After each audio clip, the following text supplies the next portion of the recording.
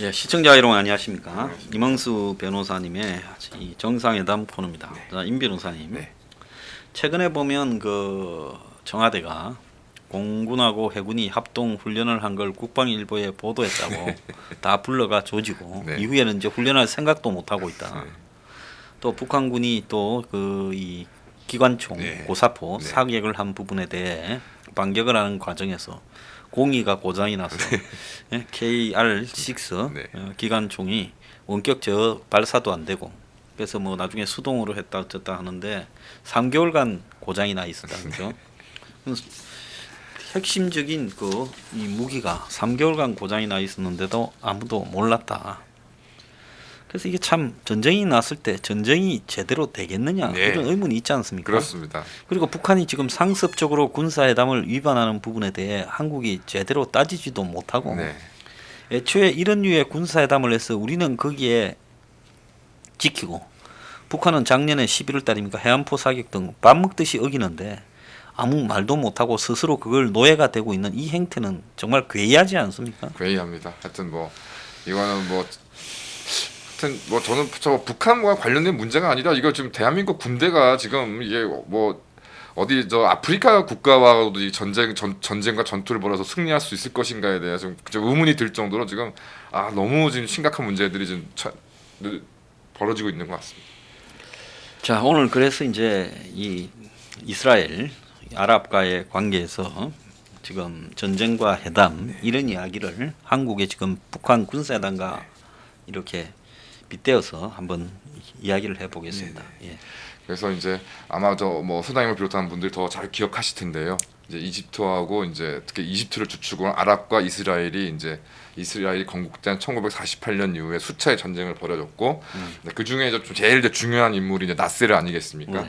그 나세르가 이제 1952년에 이제 당시 왕정이었던 이집트 왕국 왕을 몰아내고 왕정이었던 체제를 이제 몰아내고 청년 장교들을 중심으로 해서 이제 공화국을 수립하게 된 후에 처음에는 이제 나기부 장군이라는 사람을 이제 압세웠다가 이제 곧바로 자신이 이제 모든 실권을 장악하는 이제 그런 이제 그 자기가 이제 그 이집트 실권을 장악한 후에 이제 아랍 민족주의를 재창하면서 아시다시피 이제 1950년대에 이제 네루, 티토 등과 제3세계 운동을 또 전개를 했었던 그 나름 이제 한 시대를 풍미했던 이제 인물인데요. 그리고 한때 아마 이집트하고 시리아하고 나라를 합병을 했죠. 네. 그때가 다 이제 나세르가 집권했던 그 시절이면서 아시는 바와 1956년 이제 영국의 어떤 영국 대영 제국의 마지막 자존심이라 할 수 있는 수에즈 운하를 이제 이집트로 국유화를 하면서 제2차 중동전쟁이 벌어졌고 그래서 영국과 프랑스, 이스라엘과 전쟁을 벌였는데 결국 전쟁에서는 참패했지만 이제 외교적 관계 당시 이제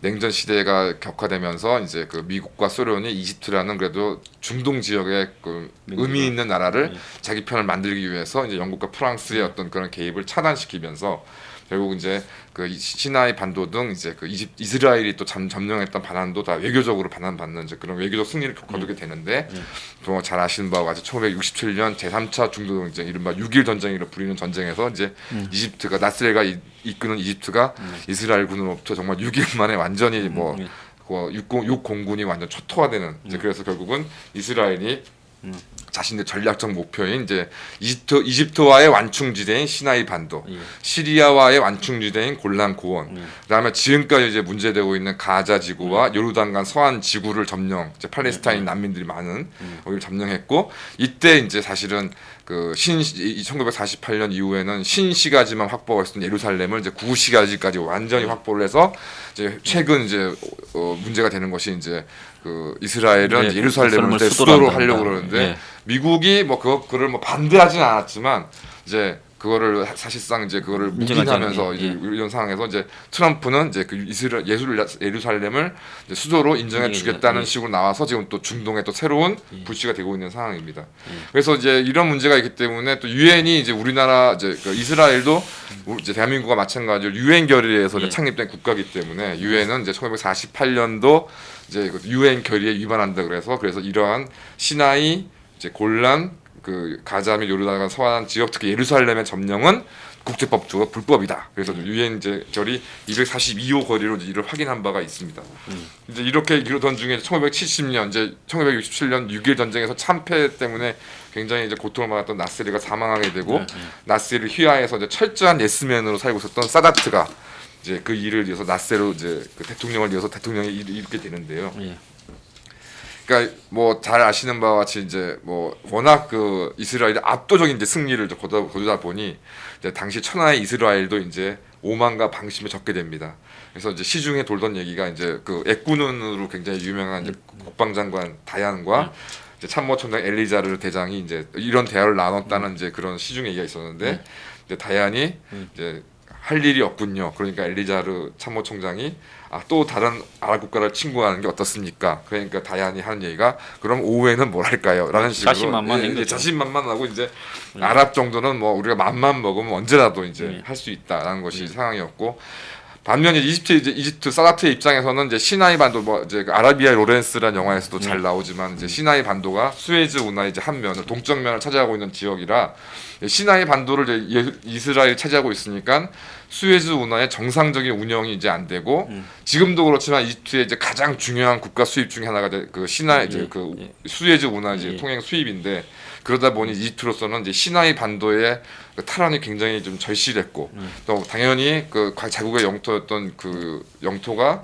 이제 뺏겼다는 국가적 자존심의 상처 이런 것들을 위해서 이제 그 1973년 2월경부터 사다트가 이제 미국과 이스라엘에 화해 제스처를 보냈으나 미국과 이스라엘이 이를 무시하고 이제 외교 이에 따라서 사다트는 이제 이스라엘과의 어떤 그 이제 공존 노선을 선택해야 된다고 마음을 먹으면서도 결국 이제 이 수에즈 운하 그 시나이 반도를 탈환하기 위해서는 전쟁할 수밖에 없다는 결론에 이르러서 결국 이제 아시는 바와 같이 제4차 중동 정쟁 이스라엘에서는 욤키프르 속죄일이라는 이제 그 명절에 이제 그 기회로 해서 기습 공격을 가하게 돼서 결국 이제 말씀하신 것처럼 이제 시리아하고 동시 공격을 이제 진행을 합니다. 그래서 모두의 예상을 깨고 이제 개전 초에는 완벽히 준비된 아랍군에 의해서 이스라엘군이 패배하게 되고 너무 급박한 상황 이제 사실상 이제 이스라엘이 정말 지도상 사라지는 위기 상황이 아니냐 이렇게 벌어지니까 이제 미국이 정말 긴급히 이제 군수 물자를 직접적으로 지원하는 일이 벌어지고 또 여기에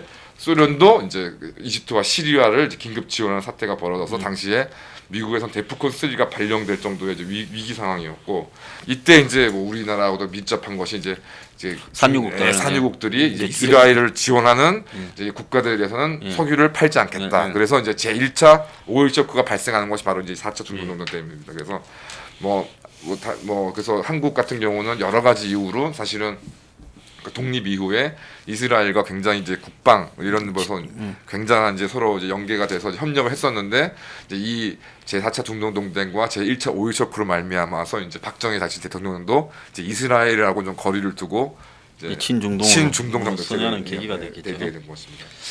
예, 그래서 이제 그때 제가 이제 초등학교 이제 4학년 때 이 문제가 이제 확산이 되면서 오일 위기가 왔을 때 그게 그때 굉장히 심각했어요. 환율이 급변하고 한국이 수입하는 물자들의 가격, 수입 물자 소비재 가격이 굉장히 폭등했어요. 사료 같은 것도 엄청나게 올랐어요. 그래서 이 굉장히 그때 물가 인상이나 또 이자율 인상 이런 것들이 심했던 좀 살기 어려운 일이 벌어졌던 타이밍이었죠.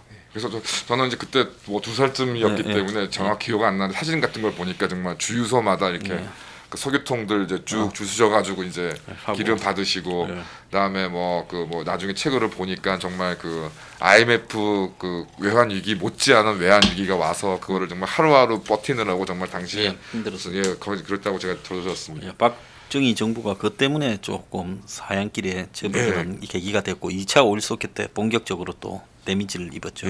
그렇게 제가 들었습니다. 그래서 결국은 이제 이게 이제 그 이스라엘 이제 전쟁만으로는 그러니까 결국 4차 중동동맹은 결국은 이제 이스라엘이 미국의 지원에 힘입어서 결국은 기존에 이제 67년 이제 6.1 전쟁에서 확보했던 국경선을 방어하기는 데는 결국 성공하지만 결국 양쪽이 너무나 큰 전쟁에 이제 피해를 받기 때문에 이제 이스라엘도 내심으로는 더 이상 이제 어떤 대결적인 노선만으로는 안 되겠다라는 생각을 이제 맡게 되는 그것이 4차 중동의 결과가 되는 거죠. 그때 이제 나셀의 사유가 그 네네네. 저기 보좌관처럼 있었어요 사사 때. 네네네. 그러면서 뭐 이 친구가 중요한 역할을 했는데 이 런던이나 파리에서 네. 간첩 네, 네. 이스라엘의 간첩 역할을 수행해봐. 네. 그 나중에 의문사를 했죠. 네, 네. 추락해서요. 네. 근데 사이가 간첩이었다라고 네. 거의 정리되는 겁니다. 네. 그래서 뭐 그런 상황에서 결국 이제 미국도 이제 이제까지의 좀 약간 불간섭주의적인 정책을 바꿔서 이제 중동 문제 해결에 공개적으로 적극적으로 개입을 하게 되는 전환. 사실은 또 사다트가 이제 결국은 제4차 중동 전쟁으로 노렸던 것이 바로 이제 이 점이었던 것이죠. 그래서 결국은 이제 이집트가 이제 그 전쟁에서 궁극적인 목적, 그러니까 결국 사다트는 뭐 그러니까 사다트의 궁극적인 목표는 이스라엘을 지우는 게 아니라 이스라엘에 타격을 줌으로 해서 결국 이런 대화 노선에 이스라엘과 미국을 끌어들이는 것. 그러니까 당시에 또 벌써 지금도 사실 이집트가 이런 문제가 있는데 막대한 국방비 등을 위해서 재정적 목자 문제가에 직면해 있었고 결국 1977년에는 이제 배급 축소 및 곡물가 인상으로 민중봉기가 발생해서 이집트로서도 굉장히 좀 어려움이 있었던 상황이고.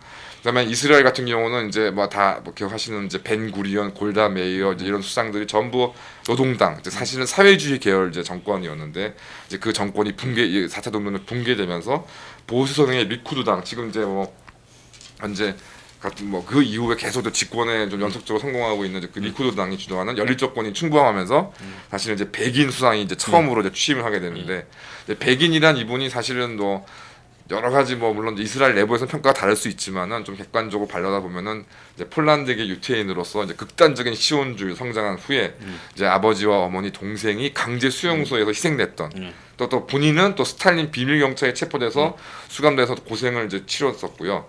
그러던 이후에 이제 팔레스타인으로 이주해서 이제 극단적인 테러주의 조직인 이르군을 이제 지휘하게 되는 이제 사람이게 되는데 지금 네탄야후도 결국 이계통이잖아요. 이계통입니다. 지금 현재 이스라엘은 문제가 있는데도 버티고 또 총선에서 그럭저럭 떼었죠. 네. 그러니까 이제 벤구리온 같은 경우는 이제 그나마 좀 이렇게 테러를 하더라도 영국군이나 좀 이렇게 외국인, 그러니까 비유태인들 위주로 했는데 이제 이르군 같은 경우는 극단적으로 이제 그 뭐 자신들의 노선에 반대하는 모든 사람들을 테러하는 이제 그런 아주 심각한 좀 그런 행위도 많이 저질렀습니다. 반면에도 카터 같은 경우는 취임 후에 이제 몽상가적인 이제 성향을 갖게 이제 팔레스타인 난민 문제를 해결하겠다고 천명했는데 실제로 선거에서는 또 유태인으로부터 막대한 지원을 받았었기 때문에 사실 옴짝달싹할 수 없는 이제 그런 카터뿐만 아니라 모든 사실 미국 대통령이 다 그런 문제를 지금 갖고 트럼프가 되자마자 사이 쿠슈너. 쿠슈너가 중동 문제에 마치 이제 사우디에 때리는 것처럼 하고 이스라엘에 때리는 것처럼 해서 사우디하고 이스라엘을 묶어주고 지금 그러면서 트럼프가 강경한 중동 정책을 펴는데 그 배경을 제공한 거 아니에요? 그렇습니다. 그 비슷한 현상이 카터 때도 있었다. 그래서 이제 이스라엘의 양보를 압박하기는 이제 했습니다. 왜냐면 이스라엘 양보하지 않으면 이제 문제가 안 되니까요. 그래서 결국에 뭐 사다트가 1977년 11월 경에 이제 당연히 이집트 대통령으로는 처음으로, 그러니까 중동 국가 지도자로는 처음으로 이스라엘을 방문을 하고 그다음 같은 해 12월에는 백인이 이제 이집트를 방문하게 되는 좀 그러니까 평화 모드가 조금 이제 조성이 되다가 이런 상황에서 결국은 이스라엘과 이집트 지도부에서 내부적인 이제 극한적인 대립이 이제 벌어져서 결국 또 아랍 진영은 어쩔 수 없이 이제 사다트를 배신자를 취급하게 되고 결국 이집트하고 이스라엘의 양자회담은 각국의 내부 사정 때문에 성과를 낼 수가 없었기 때문에 결국에 미국이 이제 이를 직접 중재하는 형태로 이제 회담이 벌어지게 되는 것이 이제 캠프 데이비드 회담이라고 해서 1978년 9월 4일부터 이제 카터, 사다트, 백인이 이제 모여서 이제 회담을 하게 됩니다. 그래서 뭐 캠프 데이비드는 뭐 아시겠지만 아이젠하워 대통령 시절에 조성된 대통령 별장으로서 이제 굉장히 좀 우리에게 또 굉장히 유명한 그런 부분이죠. 그래서 결국은 이제 이스라엘도 이집트가 이스라엘에 대한 이제 적대행위를 이제 그만둔다면 이제 시나이 반도는 이제 돌려주겠다. 근데 이제 이후에서도 계속 이제 문제가 되는 것이 이제 우리가 키부츠라고 알고 있는 정착촌이 있지 않습니까? 적진에다가 이제 이스라엘이 계속 정착촌을 계속 건설. 예, 그 개간을 해가 물을 갖다 대가 사막인데 사실은 시나이 반도가 그 쓸모없는 데 아닙니까? 그렇습니다. 그러니까 그 모세가 홍해를 건너서 네. 온 데가 시나이 반도 아닙니까? 네, 네. 그래서 뭐 몇십 년 동안 못 들어갔잖아요. 그렇습니다. 그 이제 완전히 황야, 네. 예, 광야라고 부르는 네. 거기가 시나이 반도. 거기 네. 이제 정착촌을 만들고 기지를 곳곳에 세우고 있었죠. 예, 그렇습니다. 그래서 이제 정착촌 철거만 이제 뭐 합의를 이제 뭐 해달라고 했는데 결국은 결국으로 그러니까 그 시나이 반도에서는 우리가 철수하겠다고 하지만 그러니까 최근에도 문제가 요르단강 서안에서의 정착촌은 이제 포기할 수 없다. 예. 그러니까 거기는 이제 더 이상 짓지 않겠다. 뭐 이런 식으로만 됐고 또 이제 그 지금은 이제 없어졌지만 당시에 이제 극심했던 피에로의 극단적인 테러. 그래서 뭐 그렇지만 결국은 이제 이 4차 dun동 동맹 같은 경우는 핵 전쟁까지 이제 몰리게 되다 보니 이제 미국은 어떻게든 이제 이스라엘과 이집트를 이제 그 협의를 시켜서 전쟁 가능성을 차단시키겠다라는 근데 것이. 요 이후에 보면 지금 이스라엘 내부에 이제 이 팔레스타인이 주로 거주하는 게 두 개 아닙니까? 그렇습니다. 하나는 남부 쪽에 예. 있는 그 이 가자지구. 가자지구. 땅은 조그만데 거기에 인구가 한 300만 쯤 그렇습니다. 살 거예요. 그러니까 굉장히 열악하죠. 네. 근데 이스라엘이 계속 포위 정책을 쓰고 있고 가자지구는 이제 이집트하고도 연결되는 그렇습니다. 끝 부분이고요. 네. 그다음에 하나는 예루살렘 동쪽부터 시작해서 그 요단강 서안지구. 그렇습니다. 거기는 이제 피에로가 있고 가자지구는 거의 하마스. 그렇습니다. 근데 하마스는 강경 네. 테러를 네. 추구하고 피에로는 온건. 네. 그래서 이제 피에로가 선거에 저도 인정을 안 하고 피에로를 계속 미국이나 이스라엘이 밀지 않습니까? 그렇습니다. 그러니까 이제 서한 지구에는 그 이스라엘이 느슨하게 네. 이제 뭐 정착촌도 있는데 같이 공존하고 네. 지금도 보면 이스라엘 군이 작전할 때는 들어갔다가 또 네. 빠지고 네. 이러는데 가자 지구는 아예 들어가지를 못하는 그렇습니다. 완전히 그냥 저쪽 이 팔레스타인 이 소굴처럼 이렇게 돼 있는 부분이죠. 그렇습니다. 그래서 이제 가자 지구가 이스라엘이 고립을 펼치니까 이제 거기가 이 생활이 열악해진다. 이래서 뭐 지금 문제가 심각하고 계속 충돌이 발생하고 지금도 충돌이 발생하고 있죠. 그렇습니다. 그래서 이제 이런 것들 이제 말씀드린 것처럼 이제 시나이 반도를 이집트에 돌려주는 것을 주축으로 하는 이제 평화 협정이 체결이 돼서 결국 이제 이집트는 이제 이후에 이제 뭐 선생님도 아시겠지만 이제 친소에서 이제 친미 노선으로 변화가 그래서 되고. 미국이 이집트에 연간 예. 뭐 거의 조 단위 이상의 그렇습니다. 이 원조를 해줬죠. 네, 네. 그 이후에 이제 이집트가 중간에 서서 그 옛날에 이란하고 이라크 전쟁할 때 그렇습니다. 미국이 그 이란에 무기를 팔아먹고 한편으로는 이라크 보고 잘 싸운다고 한편으로는 이라크에 무기 팔아서 CIA가 그 돈으로 니카라과에 우익 반군 도와주고 그렇습니다. 그것도 중간에 이집트 군부가 또 역할을 하고 그랬어요. 그러니까 그 정도로 이집트 군부가 친미화됐죠. 예. 네, 그 결국은 이제 뭐 최근에 이제 또 민중 봉기로 인해서 이제 그 정권이 무너지긴 했지만 결국 이제 지금 다시 또 그래가지고 이제 자기들이 뽑았다가 다시 또 군부가 굿됐다 해서 다시 또 지금 군부가 잡고 예. 군부가 내선 호스아비 대통령이 있지 않습니까? 그렇습니다. 예. 그런 이제 상황이 좀 안정되지 못하고 있는데요. 결국은 뭐 어쨌든 어느 상황에서 그 반 이스라엘 정서가 극심했던 중동에서 결국 이제 사다트가 이집트와 이스라엘의 평화를 추진함으로 해서 잘 아시는 바와 같이 1981년 이제 그 군 사열 기관 군을 이제 그 국군은 아닌가 뭐 예. 이집트 그날 예. 사열하던 군인이 갑자기 차에서 뛰어내려서 크게 사다트를 내려서. 죽여버렸죠. 예. 그러니까 그 이집트에 예. 그 해교 원리주의자 세력이 강하지 않습니까? 그렇습니다. 그쪽에서 암살을 했죠. 예, 암살을 해버렸습니다. 그다음에 결국은 이제 뭐 중동 평화 협정에는만 이제 몰두하다가 결국 내정이나 다른 이제 문제는 등한시했던 이제 카터는 결국 뭐 이란 대사관 이지 사태 등으로 또 재선에 실패하게 되고 또 백인 같은 경우에는 1982년 이제 레바논 뭐 이걸 제5차 중동 전쟁을 하시는 분도 계신다고 하더라고요. 레바논 내전에 이제 네. 개입해서 그래서 치고 올라가다가 그래서 그 난민 캠프에 이스라엘군이 난입을 해서 학살을 하게 돼서 결국 이제 이스라엘 이제 유태인들이 그래도 이제 어떤 홀로코스트의 희생자로서 어떤 정당성을 부여받았는데 그걸 이제 일거에 무너졌다는 어떤 그런 그 책임을 지고 또 백인도 결국 이제 여기서 정치적인 생명이 끝장나게 돼서 이 이제 캠프 데이비드 협정에 참가했던 3명의 이제 정치자들의 어떤 정치적 말로는 다 좀 비극적이거나 좀 좋지 않았다 이렇게 되겠습니다. 그래서 뭐 제가 이제 이 부분을 말씀을 드린 거는 최근 이제 뭐 9.19 군사 합의 등등으로 지금 뭐 유화 정책으로 이제 문재인이가 일관하고 있는데 사다트가 거듭 말씀드린 사다트가 제4차 중동 전쟁이라는 것을 벌인 것은 침략적인 의도라도 아니고 어떤 뭐 영토적인 의도도 아니고 개인의 영광을 위해서도 아니고 결국은 이제 평화를 달성해야 되는데 평화를 위해서는 시나이 반도를 받아야 되는데 이제 워낙 이집트를 이제 미국과 이스라엘이 무시하다 보니 이제 무언가 본때를 보여서 약간 대등한 입장에 서야만 진정한 평화 협상을 이루길 수 있다라는 이제 그런 결심이 이루어진 것. 그래서 평화를 위한 전쟁이라는 참 역설이 제일 좀 잘 드러나는 그런 경우라고 생각할 수 있고요.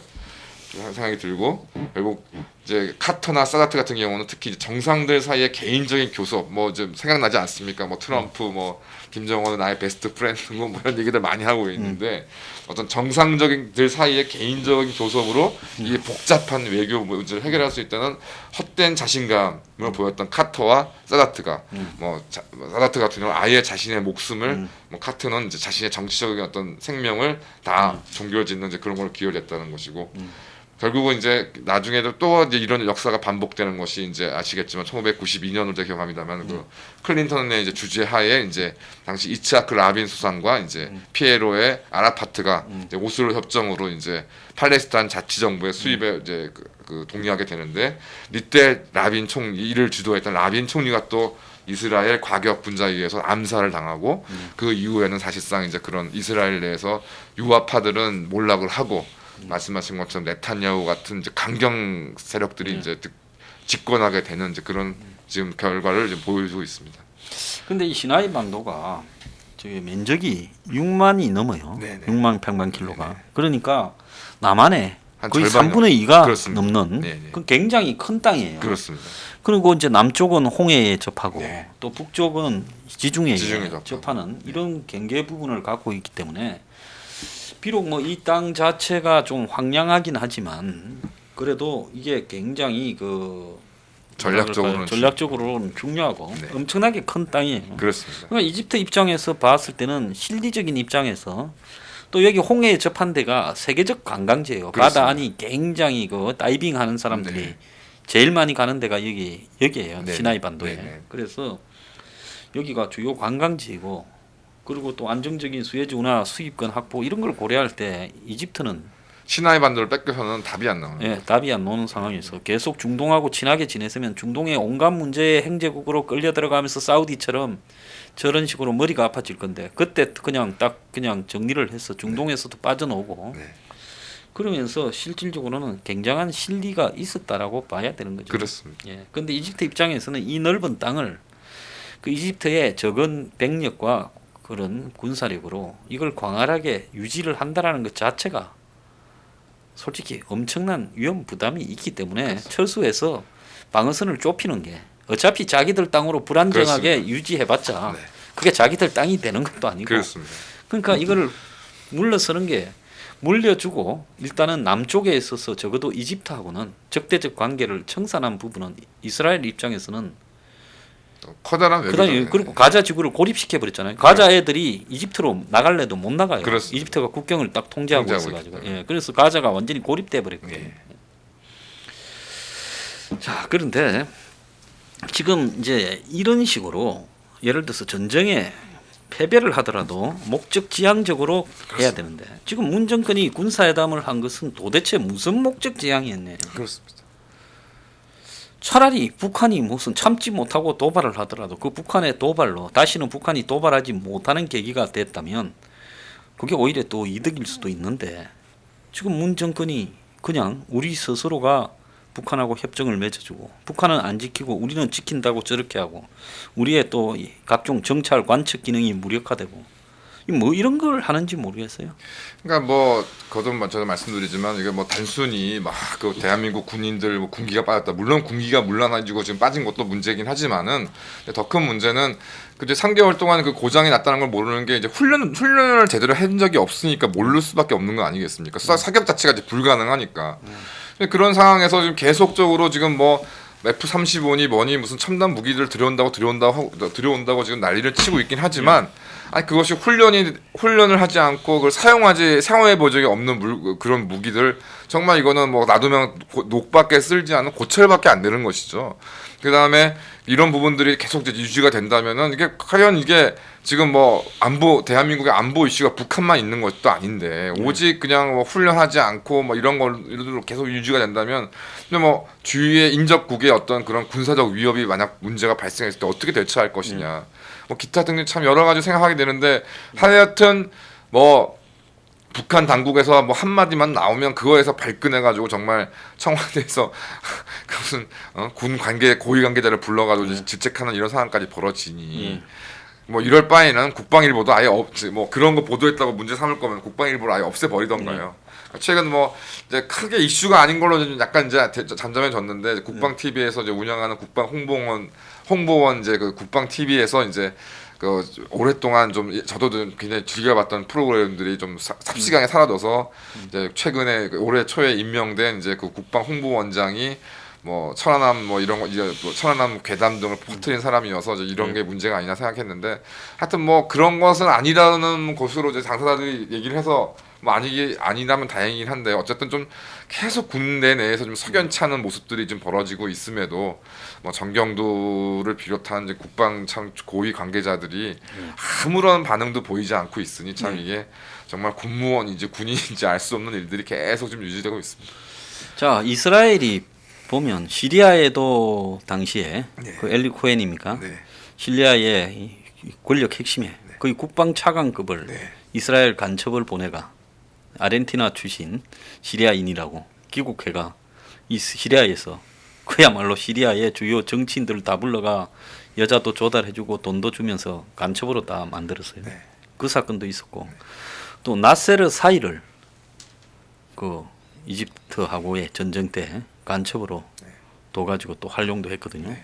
그러니까 지금 이 한국이 만약에 북한하고 저런 협정을 왜 맺었느냐 이런 부분이 세월이 지나서 한국 정권 내에도 엄청난 간첩이 이집트가 그 시리아가 각각 권력의 핵심에 이스라엘 간첩을 두고 있었던 것처럼 그게 드러날 수도 있다고 봅니다. 뭐 그럴 가능성이 좀 농후하다 보고 그래서 최근에도 뭐 그 무슨 이제 그 탈북하신 분들이 이제 국회의원이 되고 그래서 뭐 이중 간첩이면 어떡하냐 이런 말씀하고 계시는데 저는 뭐 지금 제가 김정은이면 뭐하러 굳이 이중 간첩을 두냐 그냥 간첩들이 아마 대한민국 정부 내에 쫙 있을 수 있을 가능성이 높은데 그래서 뭐 하여튼 뭐 그런 것들 통해서 참 하여튼 좀 이게 어떻게 되는 건지 이게 그러니까 뭐 다른 걸 떠나서 이번에 뭐 그게 뭐 의도적이든 않았던 뭐 상관없이 그러니까 대한민국 젊은이들이 지금 지키고 있는 GP에 그런 고사포탄이 날라오는 상황을 지금 목도하고 있는 상황에서 만약에 진짜 이게 희생자가 발생하고 이렇게 되면 이거 어떻게 감당하려고 그러는지 참 알 수가 없습니다. 또 뭐 그 연평해전 때처럼 그 뭐 저기 뭐 357호 우리 용사들처럼 다 그냥 무시하고 뭉개버릴 요량인 것인지 한번 좀 참 어떤 일이 벌어질지 지금 참 걱정스럽습니다. 자, 오늘 그 중동 전쟁과 한국의 북한과의 지금 관계 이런 부분을 빗대어서 이야기를 해봤습니다. 오늘 감사합니다. 네, 감사합니다.